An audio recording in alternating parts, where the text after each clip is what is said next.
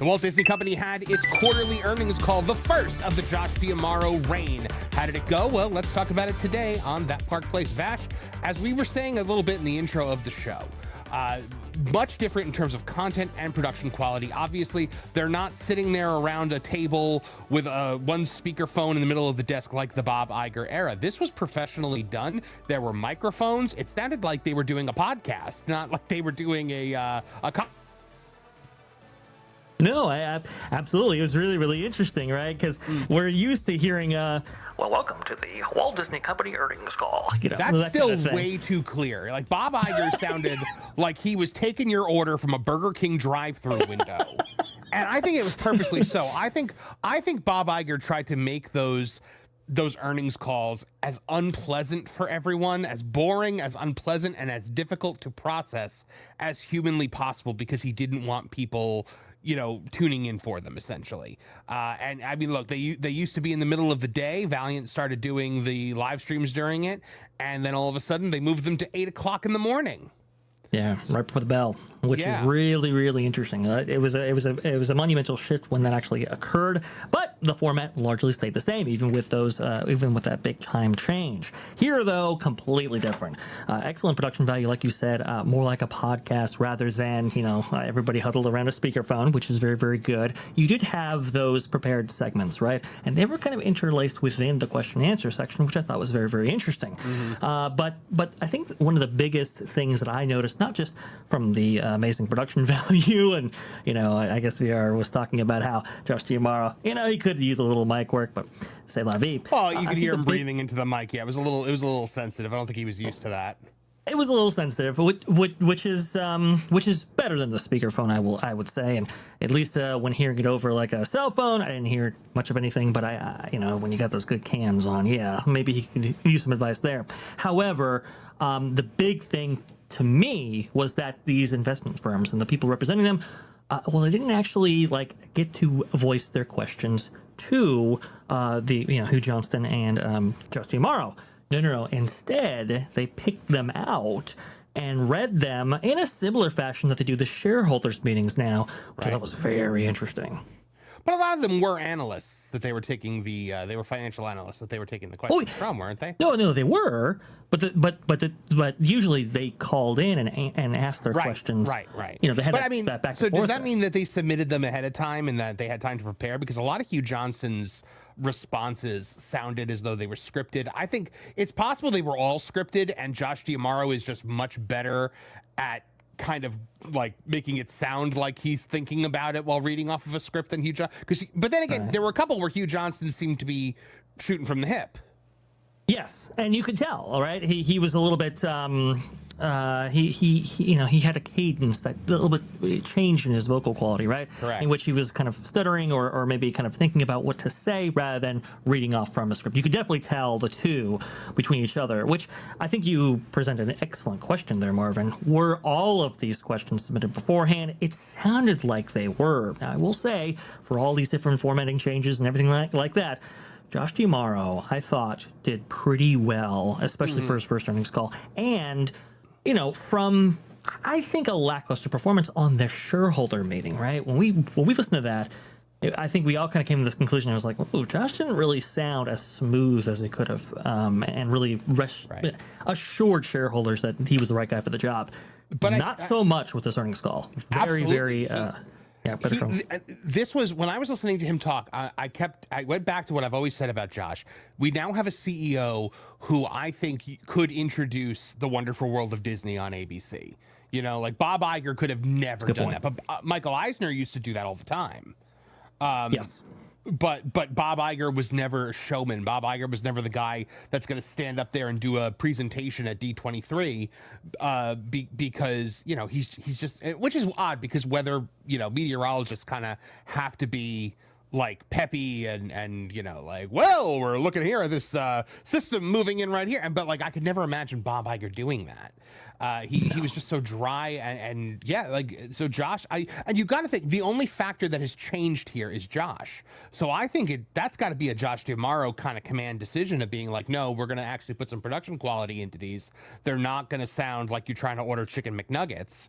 Like we're going to actually like let people hear us and respond and hear our responses. He did a lot better at answering questions more completely than he did during the shareholders meeting. Remember, like he gave a lot of non-answers at the shareholders meeting. I mean, I thought a couple things were interesting. Like they're going to be increasing the cruise line from 8. They had 4 ships a couple years ago. Now they have 8. They're increasing it to 13 by, I think they said, what, 2029 or 2030? 2031, I do believe. And I will say they have given out that stat before, but it's very interesting to hear that they're doubling down on that modus operandi right there, which is very, very interesting. Also, too, I hope we get into this, and I'll go ahead and let you continue there, Marvin. But this is the one advantage that Josh D'Amaro has over Bob Chapek. Now, there are shared advantages between the two, especially coming out of both consumer products and experiences. A full head of hair. Just a moment. Yes, that's true. But the big advantage I think Josh D'Amaro has is that he's a lot more conscientious of the show. He's a lot more conscientious on his personal appearance and how he actually comes off. And I think that suits somebody in the entertainment field better than where Chapek positioned himself at the time. We'll go on. So before the meeting started, they released the financials, reported revenues of $25.2 billion for the quarter, which is up 77%, not 70%, they'd be thrilled, 7% from $23.6 billion at Q2 fiscal 2025. Income before income taxes rose 9% to $3.4 billion, and total segment operating income increased 4% to $4.6 billion. Now, diluted earnings per share came in at $1.27, down from the 181 in Q2 fiscal 2025. Adjusted EPS, however, increased to 157 from 145 the prior quarter. Now, the experiences division, which posted a record quarter, but let's look at this. Fiscal second quarter records growing 7% and 5% respectively. Compared to fiscal 2025, segment operating income at $2.615 billion. Per capita guest spending at domestic parks was up 5% in the quarter, driven by growth in admissions, food, beverage, and merchandise. Now, Vash, how much of that do you think can be offset by just the fact that they raise prices? Like, how much of that is more people buying versus it's just more expensive and it's the same number of people or even less? No, I think I think the guidance was pretty clear, and I mean it doesn't take a mad scientist to figure out that. Yeah, I think that a lot of the increase, at least in the experiences segment, came from just increased prices. But it's interesting, Marvin, because they increased prices I think a little bit over 5%, and yet they only had a 5% increase. That leads me to believe that, yes, they've been making more off of less people. There's no question about that. But not everybody bought in to these higher prices.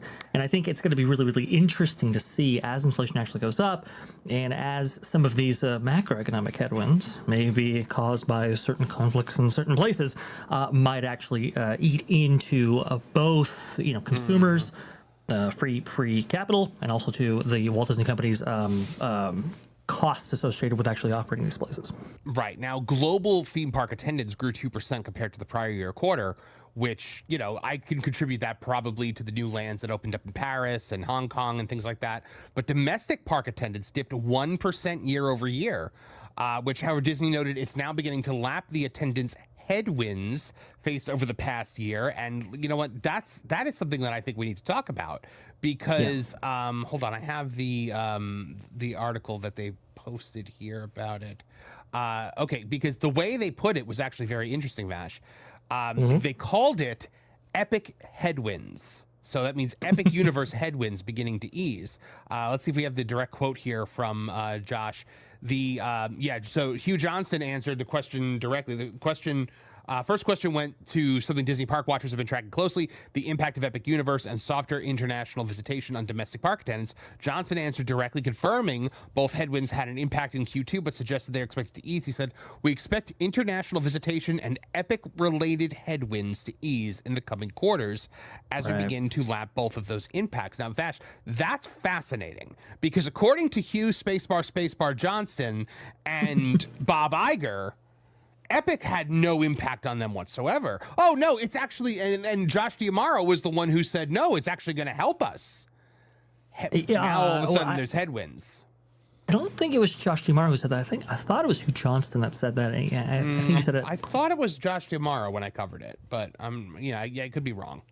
Well, yeah. And the only reason I say that is because I thought I heard that on an earnings call, which Josh D'Amaro wouldn't have been a part of previously to this. And usually the CFO is right there. If you're going to be in Orlando for Epic, you're going to go to Magic Kingdom. That was a Josh D'Amaro quote from not from one of the calls. It was from like an interview or something like that he did. Interesting. Okay, that does make sense there.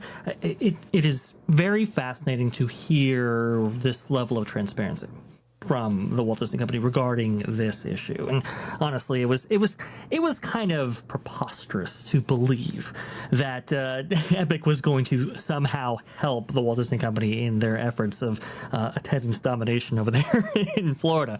I mean, it was very clear to me when you look at the bookings. Okay, the bookings were slightly elevated, but they weren't like stupendously elevated, right? You were going to experience some cannibalization in order to fill up Epic Universe. That was going to happen. And assuming that Epic Universe was filled, well, then that's the only place where they could come from. They had to be coming from Walt Disney World Resort, at least in some way. And in fact, what do we see from Comcast earnings, right? 24%, double-digit increases in their theme park lineup, specifically because of Epic Universe. That tells me, okay, obviously Epic Universe did extremely well. We've obviously been hearing about capacity issues related to the park, right, where we have triple-digit figures in terms of wait times. It's like, okay, this was well-attended. Walt Disney World, we noted on several times on That Park Plays, WW Pro, and otherwise, where they were suffering, especially from summer of 2025 and so forth. It's like, okay, well, of course this hurt you, and to actually acknowledge that is very interesting. Now they're saying they're gonna lap Epic Universe in terms of these headwinds and so forth, which is going to be interesting to see because, from what I understand, Marvin, I might be wrong, but what does Walt Disney World offer in 2026 and even 2027? These things are still going to be under construction, correct? I believe so, yeah. But now the other interesting thing here, Vash, is that, Epic Universe is operating not at capacity. Once they start improving that capacity, I would say by 2028, open up annual passes, those headwinds might start to blow again.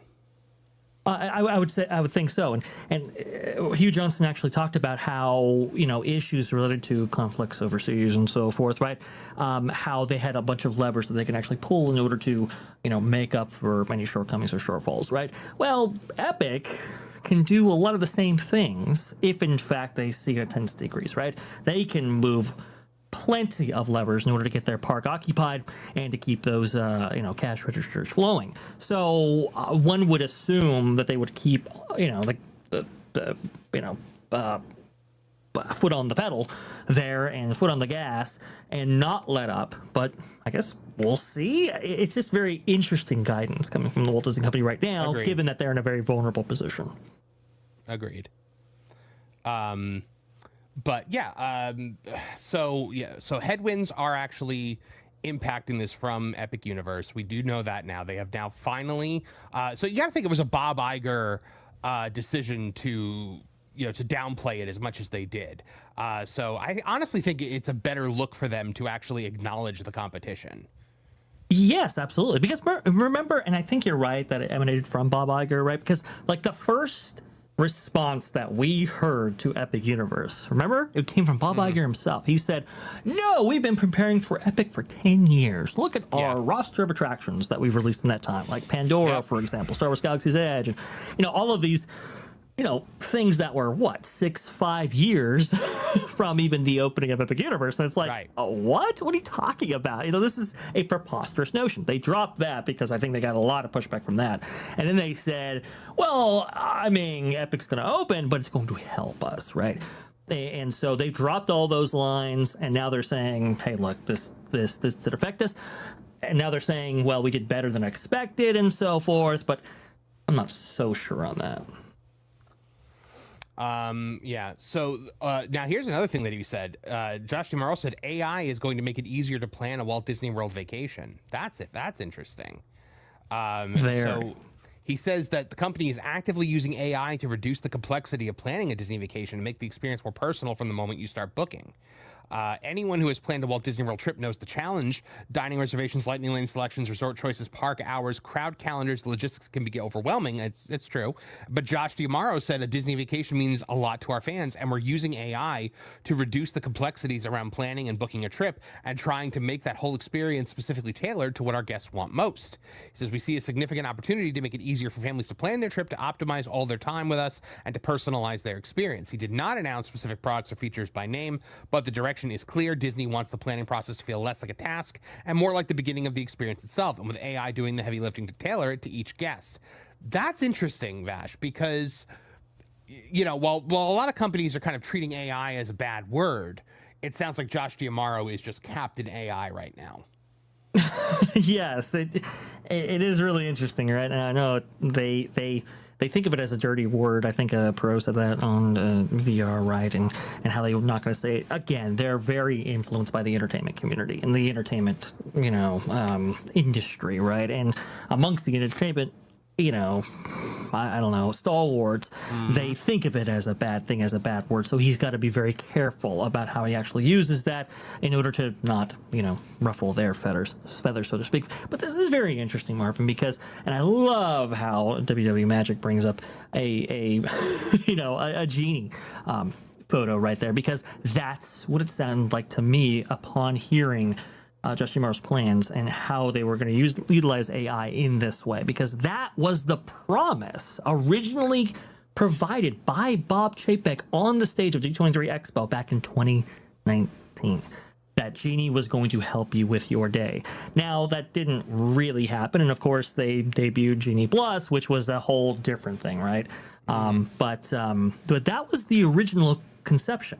They had the data that suggested that a trip to Walt Disney World was becoming far too complex, that they had to simplify this process, that it was a barrier to entry. And so that's where they conceived of Genie. Now, they did rebrand it and infused the, early editions of Lightning Lane into that product, which kind of overshadowed the entire thing. Some of that's still embedded in the app, by the way. But that was the idea. And so to circle around on this idea, it's very interesting. Maybe Bob Chapek wasn't as I don't know, as aloof as maybe some of the media placed him. Yes, absolutely. But when you look at everything that Josh said, so there was a lot of talk about this one Disney experience, right? Yes. It was a lot. So he talked about park streaming and technology as one connected experience. And we can see here from some of his comments, some of his quotes here. Of course, he had to kiss the ring of Bob Iger again. Like, I'm really looking forward to the next earnings call when he doesn't have to do that anymore. Like, can we forget Bob Iger existed? That would be nice. 4 priorities. He says, first, we're focused on creating best-in-class content.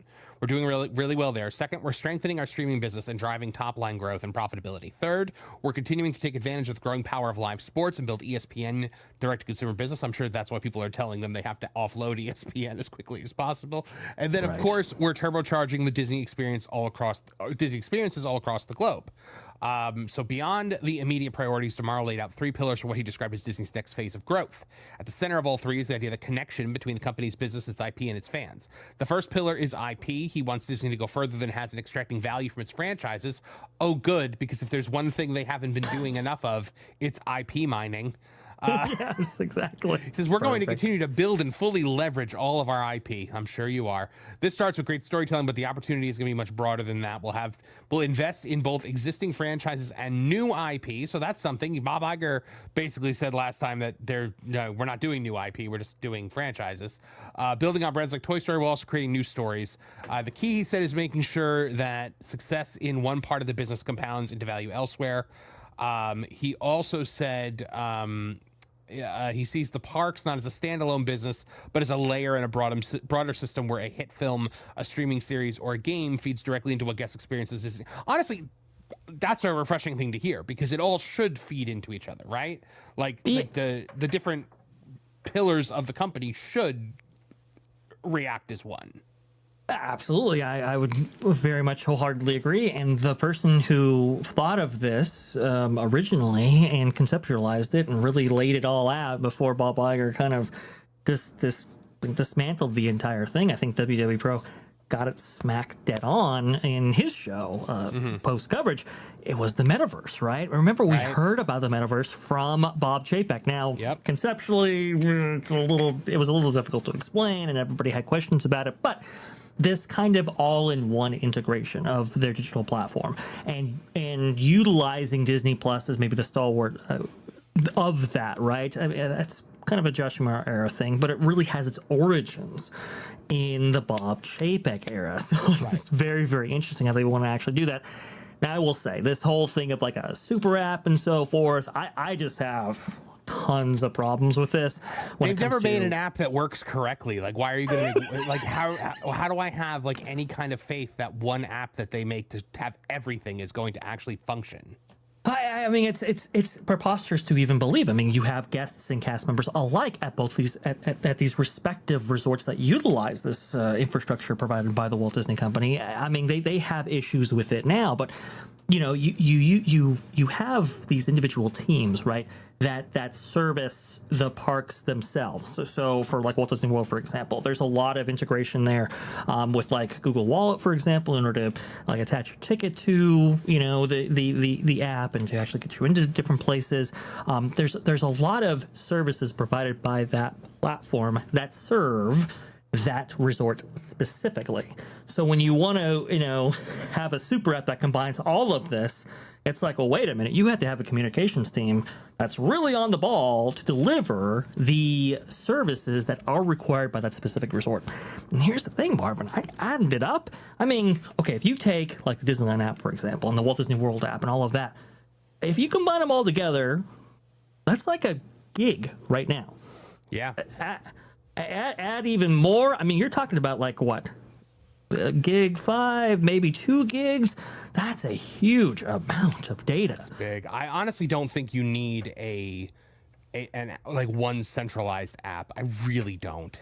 It's just the thing is they want you so if you're going to have an app for the parks, they want you to also have Disney Plus. They're trying to piggyback everything off of each other. And while on paper it sounds like a very convenient concept, I just feel like we are not there and it's not going to work. This is not a company. This company rolls out terrible IT every single time it tries. And it shouldn't, because like I remember trying to book vacations and stuff like that, and you'd be like, man, like with all the money that this costs, you think they'd make a website that works? Right. I mean, and people have been complaining about that for years, ever since the Next Generation project, in like 2013, 14 or whatever. That's when they rolled out Magic Band and all of that.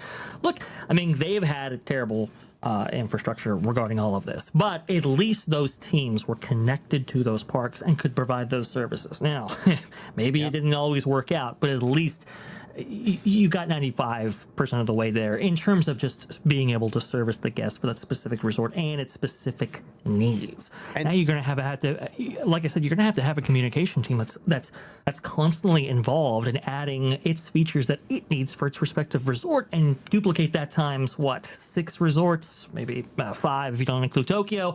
It just gets complex, Marvin. I know they're wanting to eliminate middle management, and they're wanting to eliminate the things that keep these silos isolated. But you know, they're so on this kick of, well, we got to do it. Then they don't ask why it was that way to begin with, and that's where they're going to get into trouble, I think. Yeah, absolutely. So he says Disney Plus is going to be at the center of all of this, and then technology as the accelerant. He said technology can be a real powerful accelerant for Disney. It can improve the consumer experiences across our business, drive operational efficiency, and unlock brand new possibilities for creativity, growth, and returns. He was careful not to position technology as a replacement for creativity. The company's earnings letter noted that AI investment would be pursued in a way that keeps human creativity at the center of everything we do. Just less humans doing creativity. But Yes. DeMauro clearly sees technology, including AI, as a meaningful tool for improving how guests experience Disney both at home and in the parks. So yeah, he seems pretty all in on this. He's kind of like, forgive me for making this connection here, but it's almost like a futurist mentality. It's almost kind of like how Walt wanted to, always embrace new technology and integrate new technology into the parks. That just, it kind of reminded me. Not that I'm comparing Josh D'Amaro to Walt Disney in any way, shape, or form. But, it almost kind of felt like that to me, though. What do you think? I mean, yeah, I can kind of see that. I mean, look, Walt was, he had, like, I've heard it described before, one foot in the past, 1 foot in the future, right? He was very much enamored with technology, what it actually unleashed, what it actually unlocked, what it actually provided in terms of convenience, in terms of time saving, in terms of all these different things. And so would Walt have approached it this way? Maybe not. But I think app integration for park experiences, I think it was an inevitability, especially as multiple leaders multiple proprietors in the theme park industry were already doing the same and so forth. So it's kind of like you kind of want to jump on that. Obviously, you get around issues when it comes to paper maps and just all kinds of efficiencies that it grants you. At the same time, I just look at this idea.